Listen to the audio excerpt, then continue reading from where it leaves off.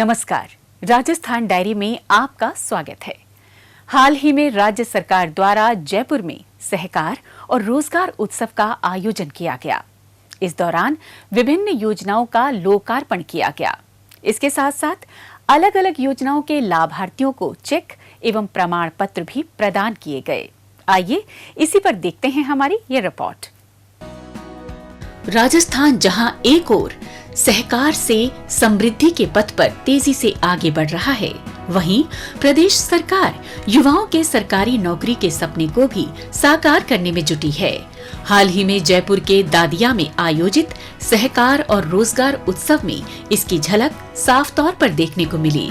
केंद्रीय गृह एवं सहकारिता मंत्री अमित शाह और मुख्यमंत्री भजनलाल शर्मा ने इस उत्सव में शिरकत की। इस अवसर पर केंद्रीय गृह एवं सहकारिता मंत्री ने विश्व की वृहत अन्न भंडारण योजना के तहत निर्मित 24 गोदामों और 64 मिलेट्स आउटलेट्स का वर्चुअल लोकार्पण एवं श्वेत क्रांति 2.0 PDCS ऑनलाइन रजिस्ट्रेशन प्लेटफॉर्म की लॉन्चिंग भी की। इसके साथ ही उन्होंने गोपाल क्रेडिट कार्ड योजना के तहत 1400 लाभार्थियों को लगभग 12 करोड़ रुपए का ऋण और दुग्ध उत्पादक सहकारी समितियों को 2346 माइक्रो ATM का वितरण किया। इसके अलावा केंद्रीय गृह एवं सहकारिता मंत्री ने विभिन्न योजनाओं के लाभार्थियों को सांकेतिक रूप से चेक व प्रमाण पत्र तथा युवाओं को नियुक्ति पत्र भी सौंपे। इस दौरान कार्यक्रम से जुड़े जिला स्तरीय रोजगार उत्सव में 8000 से अधिक युवाओं को नियुक्ति पत्र प्रदान किए गए। केंद्रीय गृह एवं सहकारिता मंत्री ने पंडित दीनदयाल उपाध्याय अंत्योदय संबल पखवाड़े की सफलता पर आधारित लक्ष्य पथ प्रण अंत्योदय पुस्तक का विमोचन भी किया। इस उत्सव को संबोधित करते हुए केंद्रीय गृह एवं सहकारिता मंत्री ने कहा कि राजस्थान वीरता, देशभक्ति और धर्म संरक्षण की भूमि है। उन्होंने कहा कि राजस्थान देश के कृषि विकास में बड़ा योगदान दे रहा है। देश में ग्वार का 90% से अधिक उत्पादन यहीं होता है। साथ ही राजस्थान सरसों, बाजरा, तिलहन एवं मिलेट्स उत्पादन में भी देश में पहले स्थान पर है। इसके साथ ही उन्होंने कहा कि मुख्यमंत्री के नेतृत्व में rising Rajasthan global investment summit में लगभग 35 लाख करोड़ रुपए से अधिक के MOU हुए, जिनमें से लगभग 3 लाख करोड़ के MOU पर काम भी शुरू हो चुका है। उन्होंने कहा कि राज्य सरकार ने पेट्रोल और डीजल के वैट में कटौती, 450 रुपए में LPG सिलेंडर उपलब्ध करवाना, राम जल सेतु लिंक परियोजना, नवनेरा बैराज, यमुना जल समझौते के तहत ताजेवाला हैड से पानी लाने का कार्य, गांव में जल जीवन मिशन के अंतर्गत पानी पहुंचाने सहित कई महत्वपूर्ण काम किए हैं। उन्होंने कहा कि आने वाले 100 साल अब सहकारिता के हैं। आज 98% ग्रामीण क्षेत्रों में सहकारिता की सक्रिय भूमिका है। देश के गेहूं और धान की 20% खरीद में सहकारिता का योगदान है। 35% उर्वरक और 30% चीनी का उत्पादन और 20% उचित मूल्य की दुकानों का संचालन सहकारिता के माध्यम से होता है। केंद्रीय मंत्री ने कहा कि मुख्यमंत्री के नेतृत्व में राजस्थान सहकारिता में नवाचारों को अंगीकार करते हुए बेहतरीन काम कर रहा है तथा देश के टॉप 5 राज्यों में शामिल हो चुका है। इस अवसर पर मुख्यमंत्री भजनलाल शर्मा ने कहा कि देश में विकास के नए कीर्तिमान स्थापित हो रहे हैं और सहकार से समृद्धि के पथ पर देश तेजी से आगे बढ़ रहा है। उन्होंने कहा कि राज्य सरकार सहकारी समितियों और पैक्स को सशक्त बना रही है। आज प्रदेश में 41,000 से अधिक सहकारी समितियां हैं, जिनसे 1 करोड़ 10 लाख से अधिक लोग जुड़े हैं। अब तक 976 नए MPECs का गठन किया जा चुका है। 2 वर्षों में शेष सभी ग्राम पंचायतों में ग्राम सेवा सहकारी समितियों का गठन कर दिया जाएगा।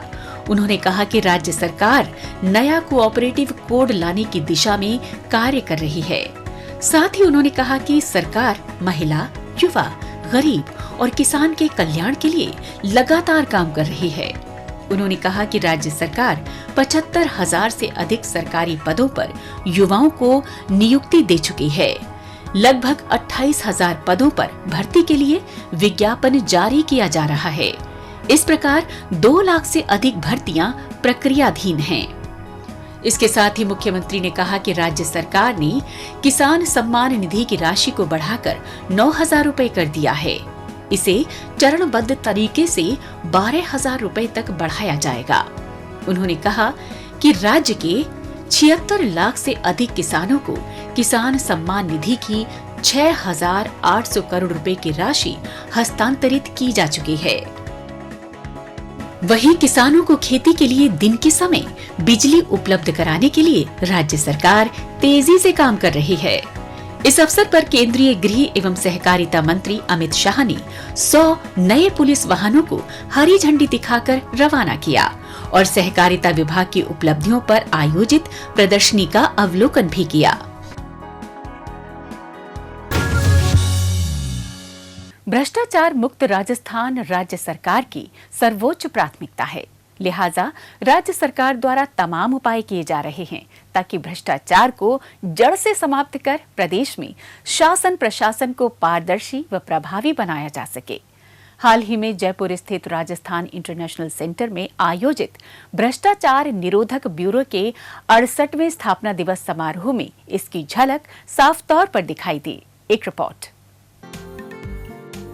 भ्रष्टाचार एक ऐसी समस्या है जो योजनाओं को अंतिम व्यक्ति तक पहुंचने में तो बाधा उत्पन्न करती ही है, समाज में असमानता को भी बढ़ाती है। इसलिए राज्य सरकार भ्रष्टाचार के खिलाफ जीरो टॉलरेंस की नीति पर कार्य करते हुए आगे बढ़ रही है ताकि भ्रष्टाचार मुक्त राजस्थान के संकल्प को साकार किया जा सके। इसी दृष्टिकोण पर अमल करते हुए जयपुर स्थित राजस्थान इंटरनेशनल सेंटर में भ्रष्टाचार निरोधक ब्यूरो के 68वें स्थापना दिवस समारोह का आयोजन किया गया, जिसमें मुख्यमंत्री भजनलाल शर्मा शामिल हुए और समारोह को संबोधित किया। इस दौरान मुख्यमंत्री ने कहा कि जन कल्याणकारी योजनाओं का लाभ निरंतर अंतिम छोर तक पहुंचाने के लिए भ्रष्टाचार मुक्त प्रशासन आवश्यक है, जिसमें एसीबी की भूमिका और भी महत्वपूर्ण हो जाती है। भ्रष्टाचारियों को मौके पर ही रंगे हाथों पकड़ने, गबन, आय से अधिक संपत्ति और पद के दुरुपयोग आदि के मामलों को उजागर करने जैसे सभी क्षेत्रों में एसीबी ने अपनी दक्षता और प्रतिबद्धता का परिचय दिया है। अपने ही एक अतिरिक्त पुलिस अधीक्षक को भ्रष्टाचार के मामले में गिरफ्तार करना ये साबित करता है कि एसीबी जीरो टॉलरेंस की नीति पर काम कर रही है। इसके साथ साथ मुख्यमंत्री ने कहा कि राज्य सरकार प्रदेश में कानून व्यवस्था को और अधिक सुदृढ़ करने के लिए निरंतर प्रयासरत है। एंटी गैंगस्टर टास्क फोर्स का गठन किया गया है। पुलिस में 10,000 पदों पर भर्ती, नए 8 जिलों में अतिरिक्त पुलिस अधीक्षक कार्यालयों की स्वीकृति, 3 महिला पुलिस बटालियनों की स्थापना जैसे निर्णय सरकार द्वारा लिए गए हैं। साथ ही पुलिस के रिस्पांस टाइम को बेहतर करने के लिए 22 इंटरसेप्टर, 750 मोटरसाइकिल और पुलिस मोबाइल यूनिट को 500 पुलिस मोबाइल यूनिट वाहन उपलब्ध कराकर 500 कालिका पेट्रोलिंग टीम का गठन भी किया है। इसके अलावा मुख्यमंत्री ने कहा कि पारदर्शी और भ्रष्टाचार मुक्त सुशासन देने के लिए राज्य सरकार पूर्ण रूप से प्रतिबद्ध है। पिछले 1.5 वर्ष के दौरान सरकार ने भ्रष्ट कार्मिकों के खिलाफ कड़ी कार्रवाई की है। भ्रष्टाचार निवारण अधिनियम की धारा 17A के तहत सरकार ने पूर्व अनुमोदन प्रदान करने की प्रक्रिया तेज की है।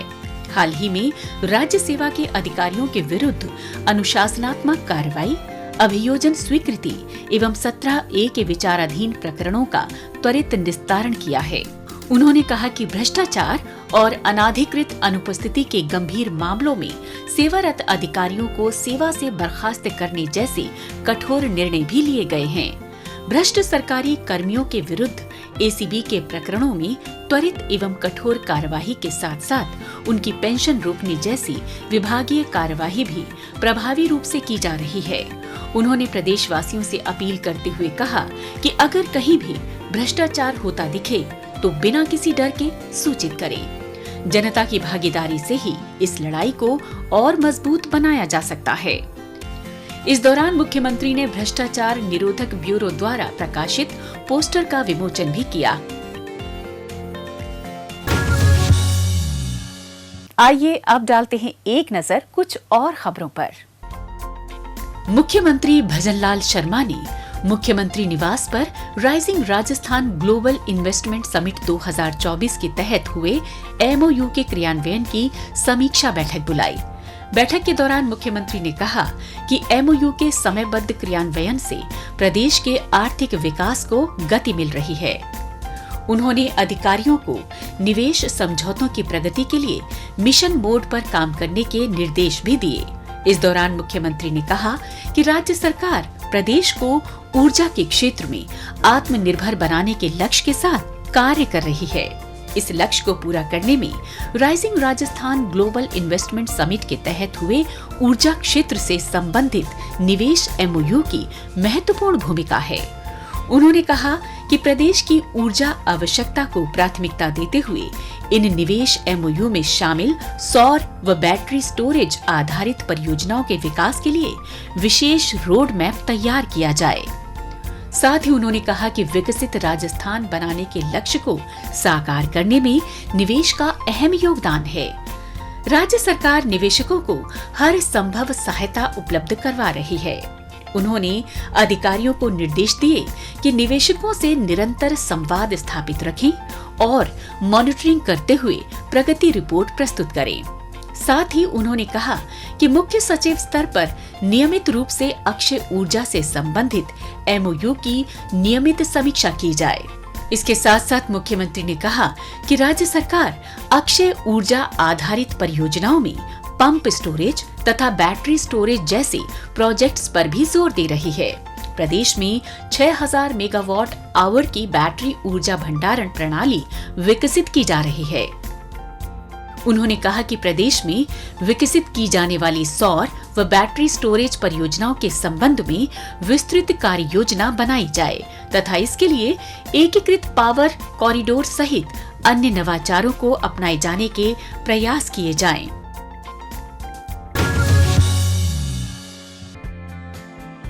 मुख्यमंत्री भजनलाल शर्मा ने जयपुर स्थित मुख्यमंत्री निवास पर जन सुनवाई की, जिसमें बड़ी संख्या में जनप्रतिनिधि और आमजन उपस्थित रहे।